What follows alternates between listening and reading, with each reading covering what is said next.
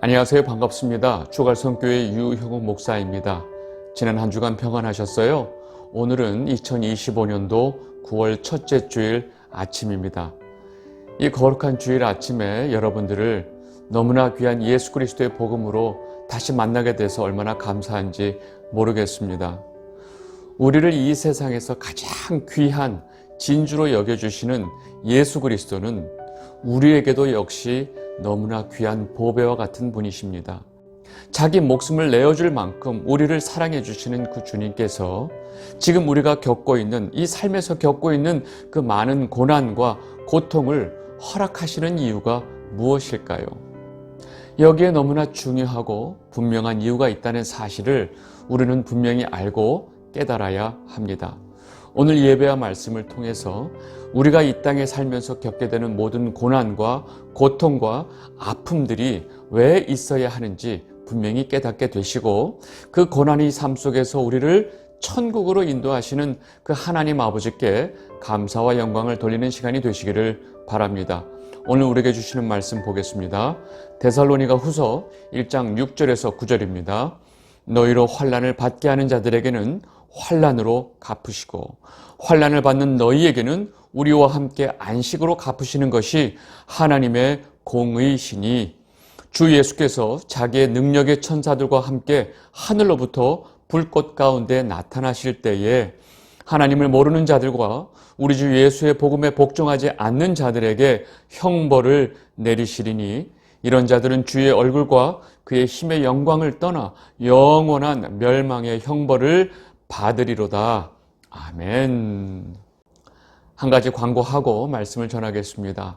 다음 주, 그러니까 이번 주가 아니고 다음 주 목요일 9월 18일에 이 모교 성경 강좌 2학기가 개강을 합니다. 장소는 제가 여러 번 알려드렸지만 강남구 논현동에 위치한 대한어머니회 이 건물 3층 세미나실입니다. 매주 목요일 오후 1시 30분부터 3시 30분까지 모임이 진행될 예정입니다. 그 장소에 처음 오시는 분들은 조금 일찍 1시까지 오신다 생각하고 오시면 좋을 것 같습니다.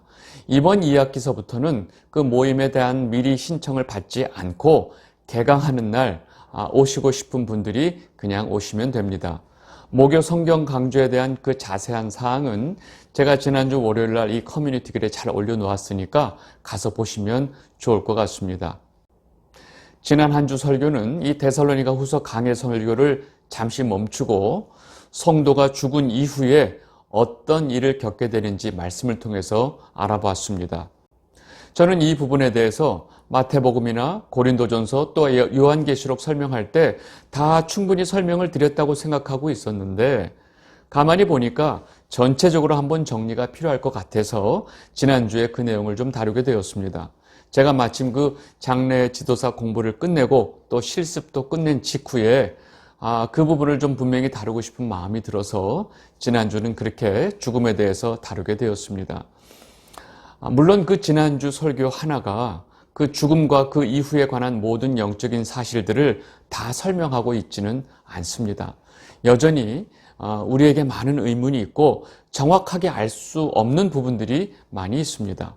그런데 그 모든 궁금한 내용들은 저와 여러분이 직접 이제 죽으면 다 알 수 있는 내용들입니다. 그러니까 너무 궁금해하지 않으셨으면 좋겠습니다. 여러분, 지난주 죽음에 관한 말씀을 준비하면서 제가 가장 중심을 두고 말씀드리고 싶었던 것이 뭐냐면 지금 우리가 죽기 전까지 어떻게 살아야 하느냐, 지금 우리가 살아있는 이유가 무엇냐 하는 것이었습니다. 죽음이 무엇인지, 그 죽음 이후에 성도의 영혼은 어디로 가서 어떻게 되는지 우리가 분명히 알아야 그 남은 죽기 전에 우리가 이 땅에서 무엇을 하고 살아야 하는지 그 분명히 알 수 있기 때문입니다. 무엇보다 진짜 우리에게 중요한 것은 이 땅에서 우리 육체를 위해서 사는 것이 아니고 나중에 우리의 영혼이 진짜 중요하다는 사실입니다. 이 부분을 놓치고 지금 현재 이 땅에 살고 있는 우리의 그 육신에만 집중하는 삶은 다른 모든 종교들이 가고 있는 그 기복주의로 똑같이 가고 또 그 기복주의에 빠지게 됩니다. 지금 현재 교회들의 그 믿음이 미신인지 믿음인지 알 수가 없고 또 대부분 기복주의로 변질이 된 이유도 바로 여기에 있습니다. 이 부분을 분명히 아시고 그 지난주 설교를 여러분 시간 되시면 여러 번 보시면서 지금 우리가 죽기 전까지 무엇을 위해 살아야 하는지 그 이유를 분명히 찾게 되시기를 바랍니다. 이제 오늘 이 데살로니가 후서 1장 처음서부터 차분히 좀 말씀을 보도록 하겠습니다. 바울이 왜 데살로니가에 두 번째 편지를 보내고 있는지 그 이유는 제가 첫 번째 강해 설교, 전주 설교죠. 그 첫 번째 강해 설교에서 충분히 제가 설명을 드렸기 때문에 이제 본문을 차분히 보면서 내용을 보도록 하겠습니다. 데살로니가 후서 1장 1절에서 2절입니다. 바울과 실로아노와 디모데는 하나님 우리 아버지와 주 예수 그리스도 안에 있는 데살로니가인의 교회에 편지하노니 하나님 아버지와 주 예수 그리스도로부터 은혜와 평강이 너희에게 있을지어다. 아멘. 바울이 지금 이 데살로니가에 두 번째 편지를 쓰고 있는 상황은 지금 2차 전도 여행 중입니다. 바울은 이 마게도냐로 가서 쭉 내려와서 지금 고린도에 와 있는 상황 속에서 지금 첫 번째 데살로니가 전서를 썼고 그 다음에 5개월, 6개월 후에 다시 지금 이 두 번째 편지를 쓰고 있는데 그 장소 역시 고린도에서 쓰고 있습니다. 사도행전을 보면 이 바울 일행은 고린도에서 1년 6개월을 머물고 있기 때문입니다. 그래서 지금 바울은 2차 전도 여행의 그 동역자였던 실로아노, 신라라고 그러죠. 실로아노와 디모데를 같은 이 송신자 명단에 넣어서 편지를 쓰고 있습니다. 그리고 바울은 언제나 교회 편지를 쓸 때 하나님 아버지와 주 예수 그리스도로부터 은혜와 평강이 너에게 있을지어다 라고 인사를 시작합니다. 여기서 우리는 은혜와 평강이란 단어에 집중하기 쉬운데 그렇게 그 은혜와 평강에만 집중하시면 안 됩니다. 그 은혜와 평강이 어디로부터 온 은혜와 평강인지가 더 중요하기 때문입니다. 하나님 아버지와 주 예수 그리스도로부터 오는 은혜와 평강이 제일 중요하다는 사실입니다. 이 영상을 보고 계신 주갈성 성도 여러분, 지금 이 순간에 여러분들 모두에게 하나님 아버지와 주 예수 그리스도로부터 오는 은혜와 평강이 충만히 넘치시기를 진심으로 바랍니다. 왜냐하면 우리는 이 하나님 아버지와 주 예수 그리스도로부터 오는 은혜와 평강이 없이 단 하루도 살아갈 수 없기 때문입니다. 이어지는 다음 말씀 보겠습니다. 데살로니가 후서 1장 3절에서 4절입니다. 형제들아, 우리가 너희를 위하여 항상 하나님께 감사할지니 이것이 당연함은 너희의 믿음이 더욱 자라고 너희가 다 각기 서로 사랑함이 풍성함이니 그러므로 너희가 견디고 있는 모든 박해와 환난 중에서 너희 인내와 믿음으로 말미암아 하나님의 여러 교회에서 우리가 친히 자랑하노라. 아멘. 지금 바울은 앞전에 보낸 그 편지를 보고 주님이 곧 오실 것이라고 오해하고 있는 이 몇몇 이 성도들이 일상생활의 기본적인 역할을 다 놔버리고 규모 없이 막 살고 있는 자들에게 지금 바울은 경고와 그 잘못된 오해를 지금 불식시키기 위해서 지금 이 편지를 쓰고 있습니다. 그런데 그들이 그렇게 주님의 시기에 대해서 오해하고 잘못 살고 있음에도 불구하고 변하지 않는 사실은 현재 지금 데살로니가에 있는 성도들은 여전히 핍박과 환난과 고난 가운데 있다는 사실입니다. 그리고 이들은 인내와 믿음으로 그 환난과 박해를 견디어내고 있다는 것입니다. 그래서 바울은 정말로 자기가 하고 싶은 그 본론을 말하기 전에 사도로서 먼저 이들의 이 믿음을 칭찬하고 격려하면서 내가 너희들의 믿음을 여러 하나님의 교회들에게 자랑하고 있다라고 먼저 말을 시작하고 있습니다. 여러분, 저같이 좀 인격이 부족하고 성질이 급한 사람은 이런 상황에서 이런 말할 생각조차 못합니다. 저는 그냥 다짜고짜 야, 이 바보들아, 왜 말귀를 못 알아듣고 그렇게 엉터리같이 살고 있어.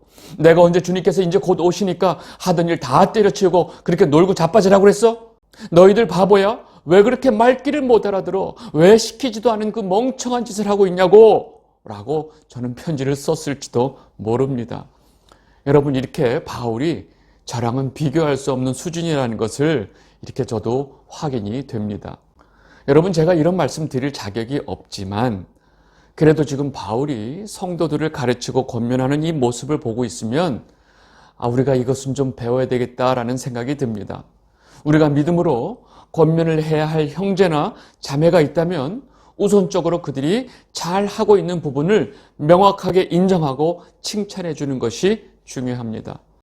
저처럼 다짜고짜 그 상대방의 문제부터 들춰내고 문제에 대해서 지적하고 경고만 하면 결코 그 문제를 해결할 수 없기 때문입니다. 우리 중에 완전한 사람은 아무도 없습니다. 이 세상에 완전한 것은 아무것도 없습니다.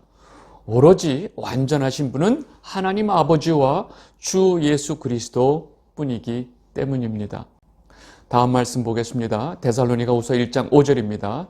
이는 하나님의 공의로운 심판의 표요 너희로 하여금 하나님 나라에 합당한 자로 여김을 받게 하려 함이니 그 나라를 위하여 너희가 또한 고난을 받느니라. 아멘. 지금 바울이 이는 하나님의 공의로운 표다라고 말합니다.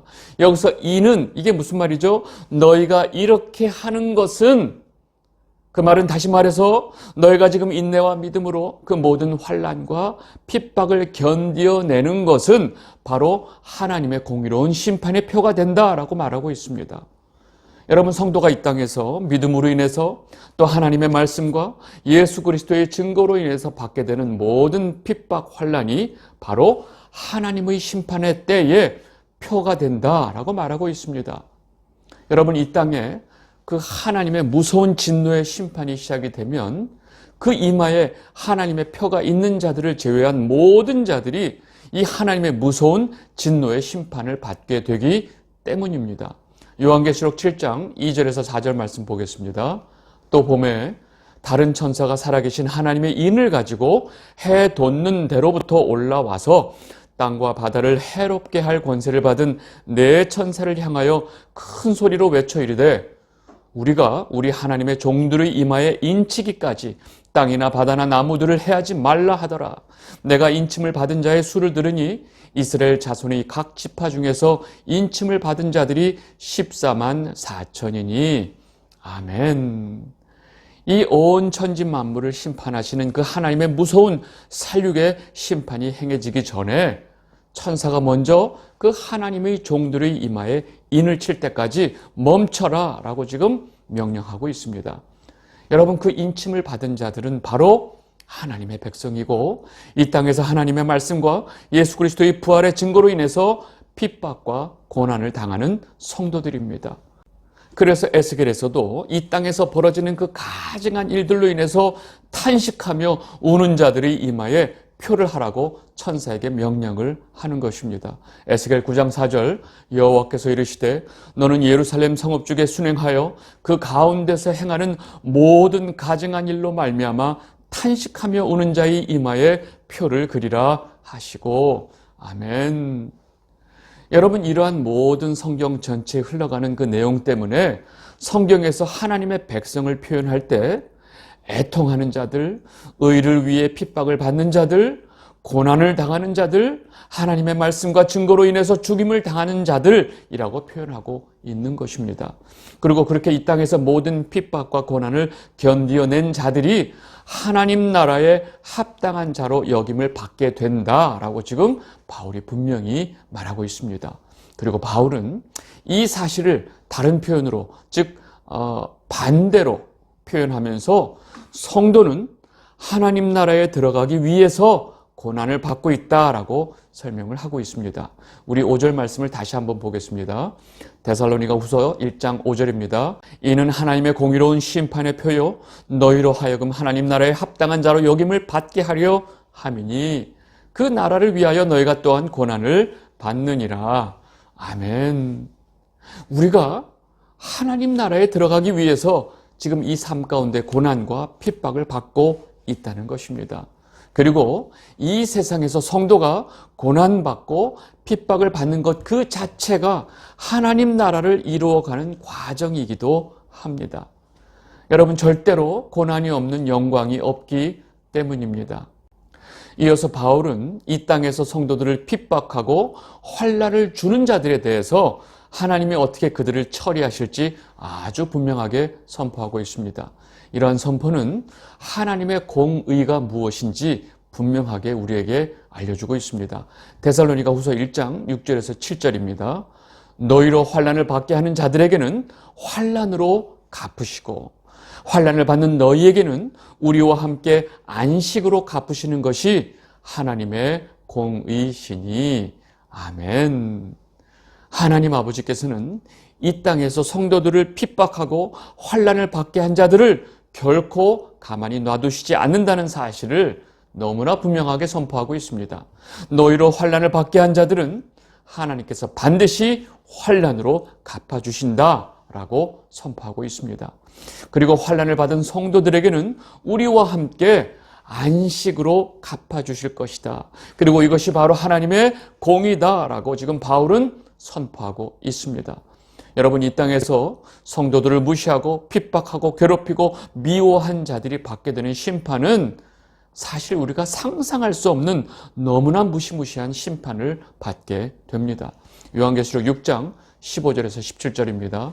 땅의 임금들과 왕족들과 장군들과 부자들과 강한 자들과 모든 종과 자유인이 굴과 산들이 바위 틈에 숨어 산들과 바위에게 말하되 우리 위에 떨어져 보호자에 앉으신 이의 얼굴에서와 그 어린 양의 진노에서 우리를 가리라. 그들의 진노의 큰 날이 이르렀으니 누가 능히 서리요 하더라. 아멘.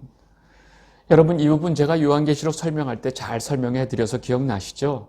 여러분, 이 땅에 그 최고의 부와 권력과 모든 것들을 가진 자들뿐만 아니라 이 땅에서 하나님을 거역하고 자기 스스로 자기를 위해 살면서 성도들을 미워하고 괴롭힌 모든 자들이 그 진노의 날에 감당할 수 없는 심판을 받게 된다는 사실을 성경은 여러 곳에서 증명을 하고 있습니다.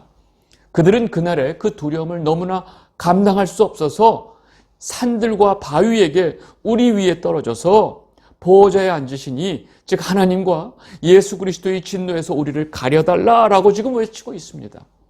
여러분, 그런데 이 세상 그 어떤 피조물도 이들을 하나님의 그 무서운 진노에서 가려줄 수 있는 것들은 없다는 것이 진실입니다. 아시겠죠? 그리고 이어지는 다음 말씀에서 바울은 이들이 직접 무서운 심판을 받게 된다는 사실을 또 분명히 언급하고 있습니다. 데살로니가 후서 1장 7절에서 9절입니다. 주 예수께서 자기의 능력의 천사들과 함께 하늘로부터 불꽃 가운데 나타나실 때에 하나님을 모르는 자들과 우리 주 예수의 복음에 복종하지 않는 자들에게 형벌을 내리시리니 이런 자들은 주의 얼굴과 그의 힘의 영광을 떠나 영원한 멸망의 형벌을 받으리로다. 아멘. 여러분, 이렇게 이 땅에서 하나님 아버지를 알지 못하고 주 예수 그리스도의 복음을 멸시하고 무시하고 복종하지 않으면서 그 예수 그리스도를 믿는 성도들을 핍박한 모든 자들이 받는 형벌은 영원한 멸망의 형벌입니다. 여러분, 이들이 받는 심판은 일시적인 것이 아니라는 것이 더 중요합니다. 여러분, 이들이 받는 형벌은 영원한 멸망의 형벌입니다. 여러분, 이것이 얼마나 무서운 사실인지 우리는 다시 한번 깨달아야 합니다. 이 영상을 보고 계신 주갈성 성도 여러분, 우리는 진짜 두려워하고 무서워해야 하는 것이 무엇인지 분명히 알아야 합니다. 우리는 이 땅에 살면서 두려워하는 것들이 너무나 많습니다. 어려움을 당할까 봐, 남들한테 무시당할까 봐, 돈이 없어서 굶어 죽을까 봐, 사고로 죽을까 봐, 또 일을 잘못해서 망할까 봐 두려워하고 겁을 내는 것들이 너무나 많은데 엄밀히 말하면 그 모든 것들은 정말로 우리가 두려워해야 할 것이 아니라는 사실입니다. 우리의 영혼이 영원한 형벌을 받고 영원히 불타는 불못에 던져지는 것이 사실 모든 영혼들에게 가장 무섭고 두려워해야 하는 것입니다. 그것이 얼마나 두려운지를 알면 정말로 예수 그리스도를 믿고 있는 성도는 우리의 이미 생명책에 이름이 기록되어 있다는 사실이 얼마나 감사하고 기쁜 일인지 알게 될 것이고 또 그 사실 하나만으로 이 땅에서 언제나 감사와 평강을 누릴 수 있다는 사실입니다. 모든 인간들이 가장 두려워해야 할 그 하나님의 진노의 심판에서 우리는 구원받았기 때문입니다. 여러분, 이 구원을 위해서 예수 그리스도께서 십자가에서 우리 대신 그 피를 흘리신 것입니다. 지금 이 영상을 보고 계신 주갈성 성도 여러분들은 지금 어떤 걱정과 어떤 염려를 가지고 얼굴에 인상을 쓰면서 괴로워하며 살고 계신가요? 지금 여러분들이 두려워하고 있는 그것이 정말로 두려워할 것이 맞는지 다시 한번 깊이 생각해 보시기를 바랍니다. 지금 이 순간 성도인 우리가 가장 관심을 갖고 중요하게 여겨야 할 것은 우리 자신과 하나님의 관계가 어떤 상태인지를 분명히 살펴야 합니다. 언제나 하나님과의 관계에서 어떤 문제가 있지 않은지 영적으로 항상 예민하게 그 상태를 파악하게 되시기를 바랍니다. 말씀을 통해서 하나님의 마음과 하나님의 생각과 하나님의 뜻을 바르게 알고 있고 지금 삶 속에서 그 하나님의 뜻대로 살려고 하는 자가 바로 성도이기 때문입니다. 바울은 이렇게 고난을 받고 있는 데살로니가 교회 성도들에게 너희에게 환난을 주는 자들은 하나님께서 반드시 그 환난으로 다시 갚아주신다라는 사실을 분명히 선포합니다. 이어서 바울은 이 땅의 불꽃 중에 천사들과 함께 오시는 그 주님께서 그 모든 죄인들에게 형벌을 내리시지만 동시에 성도들에게는 영광을 받으신다는 사실을 아주 대비적으로 강조하면서 설명하고 있습니다. 데살로니가 후서 1장 10절입니다. 그날에 그가 강림하사 그의 성도들에게서 영광을 받으시고 모든 믿는 자들에게 놀랍게 여김을 얻으시리니 이는 우리의 증거가 너희에게 믿어졌음이라. 아멘. 복음이 선포되어지는 순간에 이 세상의 모든 사람들은 정확하게 두 쪽으로 나뉘게 됩니다. 그 선포되어지는 복음에 그 영혼이 깨지고 자신이 죄인임을 알게 되고 그 복음 앞에 엎드리는 자가 있고 반대로 그 복음을 무시하고 그 복음을 전하는 예수 그리스도보다 내 주목을 믿겠다, 자기 자신을 더 믿겠다라고 소리치는 자들이 있습니다. 주님께서 천사들과 함께 이 땅에 오실 때도 똑같이 이 세상은 정확하게 두 쪽으로 나뉩니다. 다시 오시는 그 주님을 영광 가운데서 기쁨으로 영접하는 자들이 있고 반대로 주님께서 오시는 그 순간에 두려움에 휩싸여 몸부림치면서 세상을 저주하면서 소리치는 자들이 있습니다. 그렇게 두 쪽으로 나뉘어진 이 세상은 영원히 하나님께 함께 거하는 자들과 영원한 형벌을 받고 영원한 불못에 던져지는 자들이 있습니다. 여러분, 절대로 이 둘 사이에 중간은 없습니다. 이 땅에 존재했던 모든 영혼들은 주님이 오신 그 이후에 천국이냐 영원한 불못이냐 둘 중에 하나입니다. 생명의 부활이냐 심판의 부활이냐 둘 중에 하나입니다. 예수님의 오른쪽에 양이냐 왼쪽에 염소냐 둘 중에 하나입니다. 여러분, 이것이 성경이 말하는 분명하고 명확한 메시지입니다. 바울은 이제 서론을 마무리하면서 이들을 위해 어떤 기도를 하고 있는지 말합니다. 데살로니가 후서 1장 11절 12절입니다. 이러므로 우리도 항상 너희를 위하여 기도함은 우리 하나님이 너희를 그 부르심에 합당한 자로 여기시고 모든 선을 기뻐함과 믿음의 역사를 능력으로 이루게 하시고 우리 하나님과 주 예수 그리스도의 은혜대로 우리 주 예수의 이름이 너희 가운데서 영광을 받으시고 너희도 그 안에서 영광을 받게 하려 함이라. 아멘. 지금 바울이 이 데살로니가 교회 성도들을 위해서 하는 그 기도의 내용을 보면 아주 중요한 두 가지가 있습니다. 첫 번째는 하나님 아버지께서 이 데살로니가 교회 성도들을 그 부르심에 합당한 자로 여기시도록 기도하고 있습니다. 왜냐하면 이들이 하나님의 부르심에 합당한 자인지 아닌지 결정하시는 분은 바로 하나님 아버지이시기 때문입니다. 그 누구도 이 일을 대신할 자가 없습니다. 자신의 생각대로 자신의 신념대로 평생을 하나님을 섬겼다고 주장하고 자신이 스스로 하나님의 백성이라고 주장하더라도 그 결정은 오로지 하나님 아버지께서 하십니다. 그래서 바울이 이 중요한 기도를 하고 있는 것입니다. 두 번째, 이 바울의 기도의 중요한 사항은 바로 성도들이 삶 속에서 주 예수 그리스도의 은혜대로 살고 또 예수 그리스도의 그 이름이 이들의 삶 속에서 영광을 받으시도록 기도하고 있습니다. 왜냐하면 성도의 삶 속에서 예수 그리스도께서 영광을 받아야 성도 역시 그 안에서 영광을 받기 때문입니다. 여러분 잘 생각해 보세요. 우리가 어떻게 살아야 우리의 삶 속에서 주 예수 그리스도께서, 주 예수 그리스도의 이름이 영광을 받으실까요? 우리가 열심히 공부해서 좋은 대학에 들어가서 좋은 직장에 들어가서 남들보다 성공하고 돈 많이 벌고 또 교회 열심히 다니면서 헌금 많이 하고 열심히 봉사하면 주님께서 영광을 받으실까요? 삶의 모든 것을 다 포기하고 신학교에 가서 목사 되거나 선교사 되면 주님께서 영광을 받으실까요? 하던 일 다 그만두고 하루 종일 교회 예배당에 가서 기도만 하면 주님께서 영광을 받으실까요? 여러분, 이 질문에 대해서 여러분들 생각은 어떠신가요? 이 영상을 보고 계신 주갈성 성도 여러분, 우리가 어떻게 살면 하나님 아버지께서 우리를 그 부르심에 합당한 자로 여기실까요? 우리가 어떻게 살면 우리의 삶 속에서 예수 그리스도의 이름이 영광을 받으실까요? 지금까지 이 주갈성교회 설교를 열심히 듣고 하나님의 말씀과 복음을 잘 이해하고 계신 성도분들은 이미 이 질문의 답을 잘 알고 계실 것입니다. 여러분, 지금 이 답을 말하고 싶어서 제 입이 간질간질한데 오늘은 굳이 답을 말씀드리지 않겠습니다. 이 말씀을 들으시면서 그 위 질문에 대한 답이 무엇인지 일주일 내내 여러분들 마음속에서 고민하시고 말씀 속에서 여러분들께서 직접 이 답을 찾게 되시기를 바랍니다.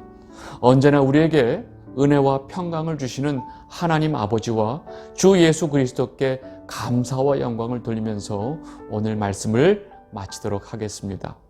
감사합니다.